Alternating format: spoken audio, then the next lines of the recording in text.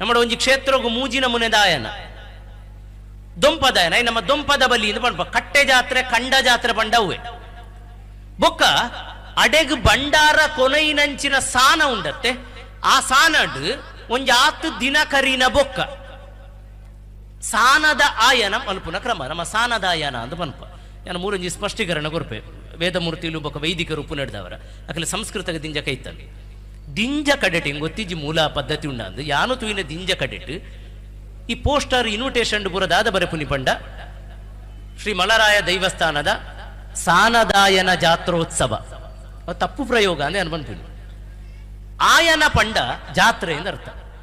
ಆಯನ ಪಂಡ ಜಾತ್ರೆ ಶುದ್ಧ ದ್ರಾವಿಡ ಪದವು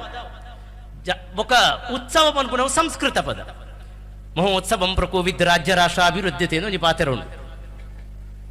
ಅವು ಸಂಸ್ಕೃತ ಪದ ತುಲೆ ಸಾನದ ಆಯನ ಸಾನದ ಜಾತ್ರೆ ನಾಳೆ ನಮ್ಮದಾದ ಮಲ್ಪ ಸಾನದ ಆಯನ ಜಾತ್ರೆ ಉತ್ಸವ ಒಬ್ಬ ಮೂಜಿ ಒಂಜೇ ಅರ್ಥಡು ಬಳಕೆ ಆಪುಡು ಇದಕ್ಕೆ ಕಾರಣ ಪದ ಬಳಕೆದ ಪಿರ ಉಪ್ಪುನ ಅರ್ಥ ವಂತಿಕೆ ಇಜ್ಜಾಂದಿರೋ